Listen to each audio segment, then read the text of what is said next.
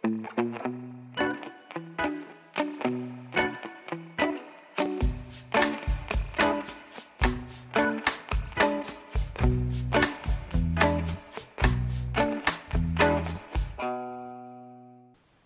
o príncipe continua nessa situação até que um dia ele recebe uma carta de Tormes, de Silvério, que é um empregado lá da quinta, que a igrejinha, onde continha todos os ossos dos antepassados deles, dos avós, inclusive o galeão, foi destruída em uma tempestade e que todos os ossos e a igrejinha estavam soterrados no meio da terra. Então estavam perguntando para ele o que ele deveria fazer. Jacinto, assim, já manda uma carta falando, olha, use todo o dinheiro possível para reconstruir essa igreja e deixar tudo bonitinho com toda a honra e dignidade que deve ter. E isso vai ficar meio de lado por um tempo, e durante os próximos meses, Jacinto continua se afundando no pessimismo dele, e o Zé Fernandes conversa assim com um criado, que é o Grilo, que é um fiel criado da família durante muitos anos, e fala qual que é o problema do Jacinto. E o Grilo tem a brilhante resposta de o nosso Jacinto sofre de fartura. E esse, a gente percebe, é o verdadeiro problema do Jacinto. Ele tem tudo, mas ele não consegue achar felicidade. Parece que quanto mais ele vai acumulando, quanto mais ele se compromete com a sociedade, menos feliz ele é. Apesar dele ter uma agenda lotada, muitos amigos, ele não consegue ser próximo de ninguém. A gente vai vendo a superficialidade da cidade, das relações entre as pessoas. E ele vai procurando alguma filosofia de vida, algum sentido. E ele vai pegando leituras desde a Bíblia. Ele que nunca acreditou em nenhuma religião, vai procurar na Bíblia, mas nos livros mais pessimistas, até Schopenhauer, que é um filósofo muito pessimista. E vai abandonando tudo, nada consegue prender ele. Ele vai mudar e sair um pouco desse torpor quando ele recebe uma carta de Tormes novamente, falando que a igrejinha está finalmente quase pronta. E perguntando se ele gostaria de ir lá fazer a transladação dos ossos dos parentes. Para a grande surpresa de Zé Fernandes, Jacinto fala que vai. Assim, Zé Fernandes fica, ué, você vai para Tormes? Quem que você matou lá? Ele fala, não, é em homenagem a todos os meus antepassados, principalmente ao avô Galeão, que a razão de eu estar nesse prédio é dele. Eu quero ir para lá fazer essa honra aos meus antepassados.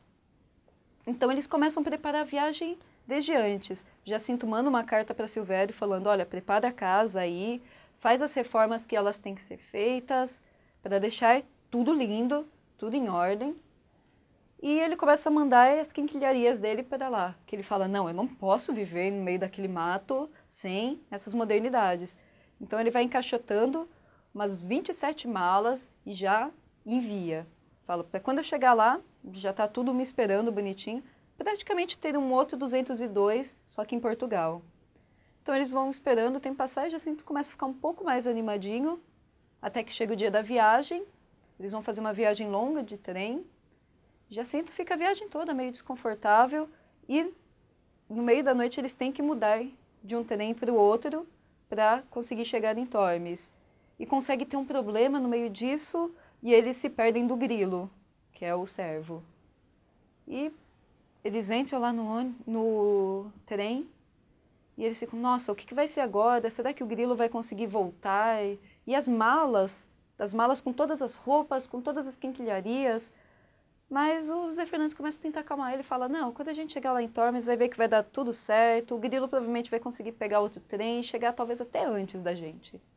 Quando eles chegam lá em Tormes, o Grilo não está, e eles ficam, ué, cadê Silvério? A gente mandou carta para ele, por que ele não está aqui? Eles vão perguntar para um funcionário lá da estação, que conhece o Zé Fernandes, e ele fala, ué, não, ninguém está aqui. Nem o Melchior, nem o Silvério. Faz tempo, aliás, que eu não vejo o Silvério. E isso, Jacinto começa já a se irritar. Ele já não estava muito feliz de ir para aquela terra, porque é um lugar não civilizado. E ele começa a ver que nada está dando certo de novo para ele. E ele fala, tá, mas a gente tem que chegar até a minha casa de Tormes. E daí o funcionário de lá fala, olha, eu posso emprestar, eu tenho uma égua e um jumento para vocês irem. vocês quiserem, eu empresto. Então eles vão indo lá da maneira mais simples possível, sendo que o Jacinto estava imaginando que ele ia chegar em Tormes num grande cavalo branco, como o príncipe que ele sentia que era.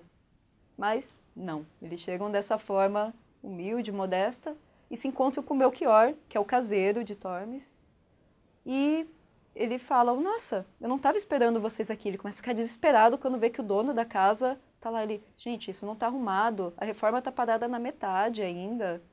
E eles perguntam onde que está o Silvério, ele fala, o Silvério ficou com um parente doente e está cuidando lá há 4 meses desse parente.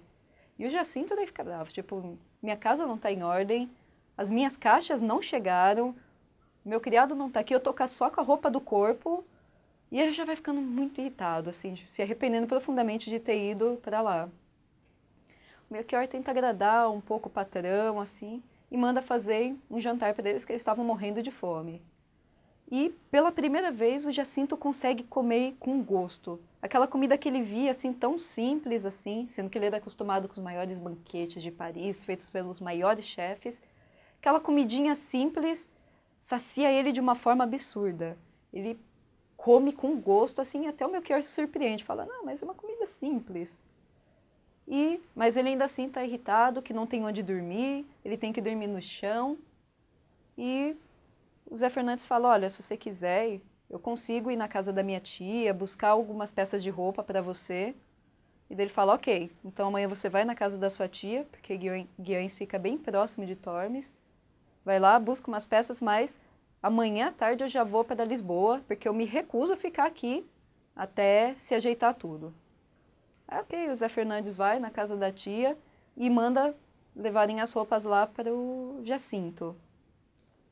Aí, alguns dias depois, ele resolve voltar para Tormes, que ele fala, o Jacinto deve já ter voltado, né, que ele foi para Lisboa, mas ele chega lá e descobre que o Jacinto não foi para Lisboa, que quando ele acordou, no dia seguinte, ele viu aquela paisagem tão bonita, assim, que ele falou, vou ficar mais um dia, e começou a explorar a quinta dele, toda a propriedade, e foi gostando, tomando gosto, e falando, mais um dia, mais um dia, mais um dia, e quando viu, não foi para Lisboa.